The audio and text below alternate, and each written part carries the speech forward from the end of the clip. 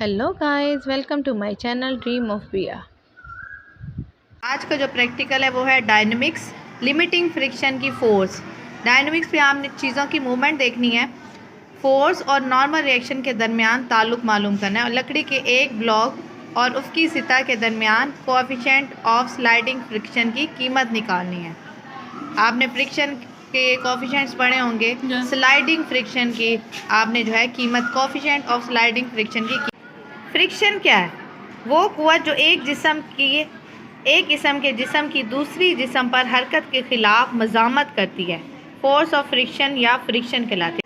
इस प्रैक्टिकल के लिए जो आपको सामान चाहिए वो है लकड़ी का ब्लॉक, लकड़ी की हमवार सतह जिसके सिरे पर पुली लगी हुई हो, वेट बॉक्स में छोटे छोटे वेट्स मौजूद होते हैं, डोरी चाहिए, स्प्रिंग बैलेंस और एक पल्लड़ा। ठीक है। और ये देखिए, आपने टेबल के ऊपर, टेबल आपकी बिल्कुल हमवार होनी चाहिए, एक लकड़ी का ब्लॉक रखना है, उसके साथ एक हुक लगा हुआ है, हुक के साथ आपने डोरी गुजारनी है और डोरी देखिए आपकी टेबल की साइड पे आपने पुल्ली जो है वो बांधनी है, पुल्ली लगानी है। अब ये जो रस्सी है वो ऐसे गुजरे कि पुल्ली के ऊपर से गुजरे और नीचे जो है देखेंगे पल्लड़ा, और पल्लड़े के साथ आपने उस रस्सी का नॉब बांध देना है, नॉट।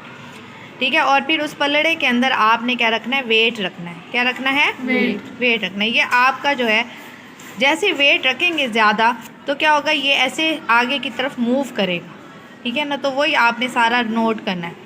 क्लियर? ये है आपका अपरेटस, जिस तरह आपने इसको सेटअप करना है। स्प्रिंग बैलेंस से लकड़ी के ब्लॉक और पल्लड़े का वज़न करना है।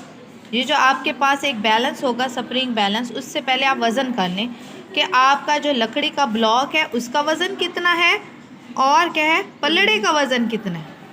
वज़न अपने पास लिख लेंगे, नोट डाउन कर लेंगे। ब्लॉक और पल्लड़ा, पॉइंट नंबर 2, ब्लॉक और पल्लड़ा डोरी के दोनों सिरों से बांध लें। डोरी को आज़ादाना घूमने वाली पुल्ली जो कि उसकी सतह के किनारे पर क्लैंप की मदद से लगाई गई है उसके ऊपर से गुजारें।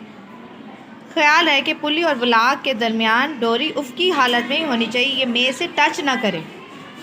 हाँ जी, पल्लड़े में एक बार डालें, यानी कि पल्लड़े में एक वज़न डालना है और सतह को थपथपाना है, यानी जो मेज़ की सतह है ना उसको आहिस्ता आहिस्ता आपने ऐसे थपथपाएं।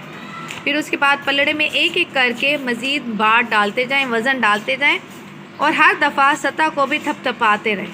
जो ही ब्लॉक आगे सिरकना शुरू हो जाए, पल्लड़े में डाला गया वज़न नोट कर लें। और ये एक्सपेरिमेंट आपने 2 टाइम या 3 टाइम करना है ताकि आपका जो भी एरर है, पर्सनल एरर, वो ख़त्म हो जाए। तमाम ऑब्जर्वेशन आपने टेबल में दर्ज करने हैं और 100 ग्राम को 1 न्यूटन के तौर पर इस्तेमाल करें। हमने ये कहना है कि 100 ग्राम का वज़न किसके बराबर है? 1 न्यूटन की। रीडिंग में आपका जो ब्लॉक का वज़न है, ब्लॉक का वज़न क्या है हमारा? ये वाला वज़न है, यानी कि जो लकड़ी का ब्लॉक है ये है। जो आपने स्प्रिंग बैलेंस से आपने लकड़ी का ब्लॉक का वज़न किया है उसका आपने वज़न क्या है आपने इसमें लिखना है, वो है 0.52 न्यूटन। और ये सेम ही है 3 ऑब्जर्वेशन में। ठीक है, क्योंकि वज़न तो वही, आपने ब्लॉक चेंज नहीं किया, आप सिर्फ वज़न चेंज करके एक्सपेरिमेंट को 3 टाइम्स रिपीट करें। अब ब्लॉक पर रखा गया वज़न W2, ब्लॉक पर वज़न कितना? 0.3 न्यूटन। नॉर्मल रिएक्शन क्या है हमारा? W1 plus W2, W1 plus W2, इन दोनों को प्लस करना है आपने। ठीक है, क्या मतलब? उसके ऊपर भी आपने एक वेट रखना है। ठीक है, जो हमने 0.3 का रखा, उन दोनों को आपने, इन दोनों को प्लस करना है। 0.52 प्लस 0.3 तो कितना बना? 0.82। अब फिर पल्लड़े का वज़न जो आपने पहले स्प्रिंग बैलेंस से किया है एक्सपेरिमेंट शुरू करने से पहले, वो 0.5, तीनों रीडिंग में सेम है। फिर उसके बाद पल्लड़े में डाला गया वज़न, पल्लड़े में आपने कितना वज़न डाला कि वो ब्लॉक हरकत करने लग गया, वो है 0.4। कितना है? 0.4। फिर फ्रिक्शन की फोर्स किस तरह होगी? W3 और W4 को आप ऐड करेंगे। W3 देखिए कितना है? 0.5 और W4 कितना है हमारा? 0.4। इन दोनों को ऐड करें 0.9। अब आपने स्टैटिक फ्रिक्शन का कोएफिशिएंट μs बराबर है Fs बटा R। Fs जो आपका आंसर है 0.9 बटा R, R हमारा ये था 0.82। इन दोनों को डिवाइड करें तो आपका लास्ट कॉलम का आंसर आ जाएगा। जो 3 रीडिंग्स आप ले रहे हैं इन तीनों का एवरेज निकालना है। एवरेज कैसे निकालना है मैं पहले आपको बता रही हूँ।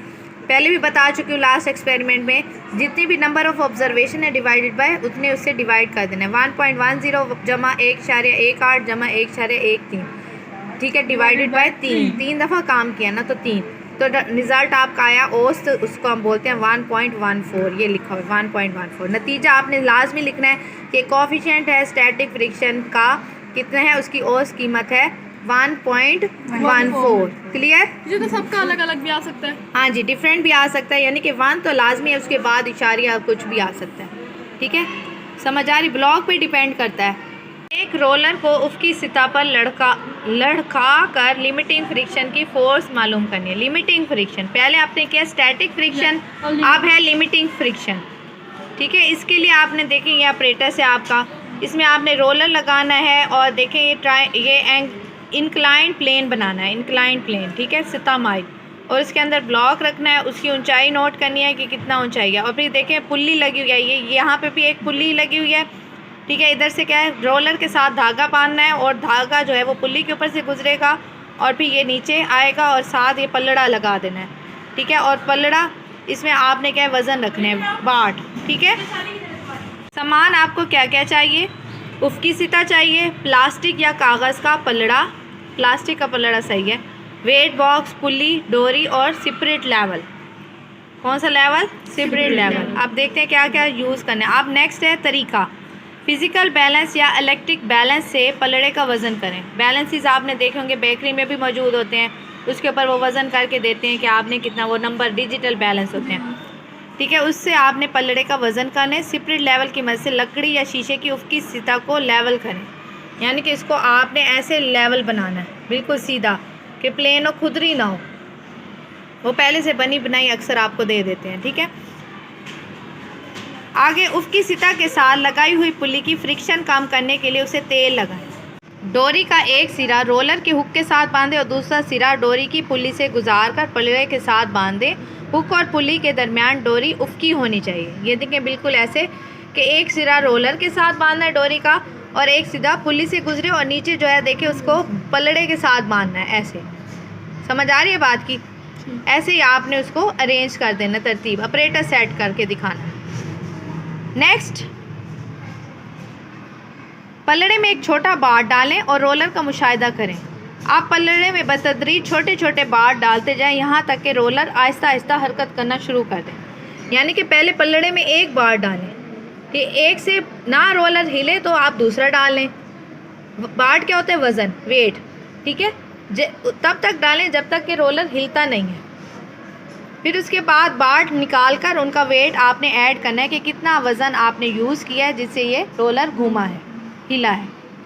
ठीक है, पल्लड़े में डाला गया कुल मास नोट करें और वज़न मालूम करने के लिए इसे जी से ज़रब दें। जी की वैल्यू क्या होती है? 10 मीटर पर सेकेंड स्क्वायर। तजर्बे को 3 मरतबा दोहराएं और लिमिटिंग फ्रिक्शन की औसत वैल्यू मालूम करें। का वज़न, पल्लड़े का वज़न जो आपने इलेक्ट्रिक बैलेंस पर किया वो 80 था। क्या था? 80 था ग्राम। ठीक है, उसको आपने 10 से मल्टीप्लाई किया। क्यों 10 से क्यों किया? जी की वैल्यू, तो वो आ गया आपका 800 न्यूटन। जी की कीमत उसने बता दिया है 10 मीटर पर सेकंड स्क्वायर। पल्लड़े में डाला गया वज़न 50 अगर डाला तो उसको 10 से मल्टीप्लाई करें। ठीक है, लिमिटिंग फ्रिक्शन क्या होगी? 800 जमा 500। 800 क्या था? पल्लड़े का वज़न जमा उसमें डाला गया वज़न, तो वो आ गया 1300। फिर इसी तरह दूसरी ऑब्जर्वेशन आप यानी कि चेंज करते रहें बार बार, 3 दफ़ा आपने रीडिंग लेनी है।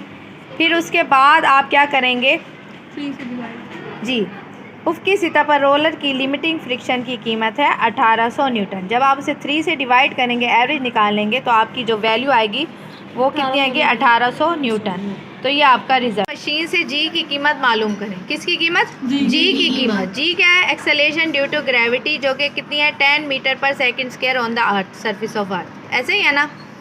नेक्स्ट है एडवुड मशीन। क्या होती है? एक ऐसा आला है जिसे जॉर्ज एडवुड ने फोर्स ऑफ ग्रेविटी की वजह से हरकत करने वाले अजसाम का एक्सेलेरेशन मालूम करने के लिए इस्तेमाल किया। ये मशीन 2 मासिस पर मुश्तमिल होती है जो पुल्ली के ऊपर से गुजरने वाली डोरी के दोनों सिरों के साथ बंधे होते हैं, जैसा कि शक्ल में दिखाया है।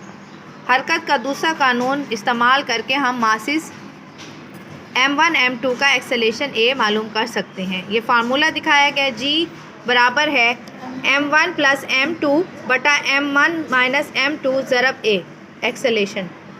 अब ये एडवुड मशीन की आप डायग्राम देख लें। देखें इसमें पुली है, टेबल के साथ पुली को लटकाया हुआ है, मास बांधा हुआ है और देखें एक मास m1 है, एक m2 है। ठीक है, सामान क्या चाहिए? Atwood machine operator, stop watch, metre rod, separate level, झरीदार बाट। झरीदार बाट का मतलब क्या है? यानी कि वेट हो और उसके ऊपर जो है यानी कि वैल्यू लिखी हुई हो, ऊपर क्या गोल गोल वो भी बना होता है, हुक वगैरह, कहाँ पे है यहाँ पे? हुक वाले। ये झरीदार बाट इसको कहते हैं कि जिसके साथ हुक लगा हुआ, हुक और ये वज़न है 1 2 3 4, ये निकल जाते हैं अलहदा सिक्के की तरह ना। तो ये भी अवेलेबल हैं लैब। मशीन को उफ़क़ी सतह पर रखें, चेक करें कि आया पुली आज़ादाना घूमती है। अगर नहीं घूमती तो इसे तेल लगाएं पुली के ऊपर। पुली में अगर क्या है कोई जंग लगा हुआ है तो उस पर क्या करना है, आपने तेल लगाना है। फिर उसके बाद हल्की और गैर लचकदार डोरी के दोनों सिरों को एक साथ एक जैसे 2 हैंगर से बांधें।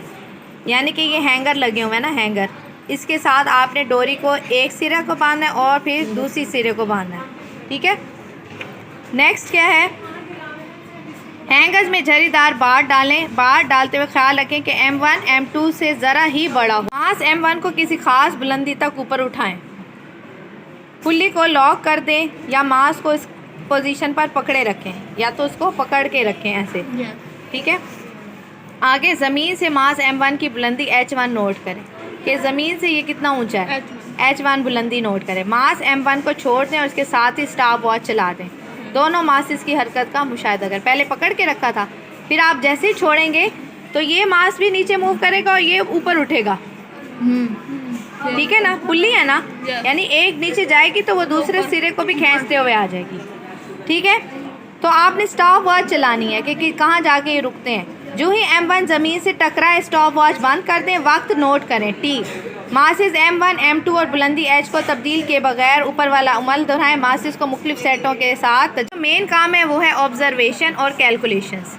पहला जो आपने किया एक्सपेरिमेंट, उसमें आपने बड़ा मास जो है सबको कैलकुलेट करना है। जितने भी आपने मासेस डाले हैं उन सबको जमा करें। वो 150 का था, छोटा मास 140 का। हमने कहा कि जो m2 है उसे ज़रा कम ही रखना है। ठीक है, m1 के गिनने का वक्त 2 दफ़ा नोट करें कि कहीं आप गलती तो नहीं कर रहे। यानी कि एक ही एक्सपेरिमेंट को आपने 2 बार किया इतने मासेस के साथ। 2.4 सेकंड लगे उसे ज़मीन तक पहुंचने में। फिर दूसरी दफ़ा दोबारा आपने करके देखा, तब भी 2.4। इन दोनों का एवरेज कर लें, यानी कि दोनों को प्लस करें डिवाइडेड बाई 2।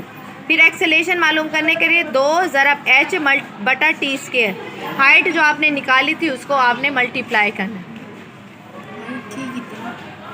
उसके बाद g आपने मालूम करना है m1 प्लस m2 बटा m1 माइनस m2 और a के साथ मल्टीप्लाई कर लें, वो 980 आ जाएगा। तो इसी तरह 3 दफ़ा एक्सपेरिमेंट करना है। जी की औसत कीमत ये सेंटीमीटर है, मीटर में आपकी है 9.9 जो कि अप्रॉक्सीमेटली है 10 मीटर पर सेकंड स्क्वायर। तो एडवर्ड मशीन में इस्तेमाल से मालूम की गई जी की औसत कीमत 10 मीटर पर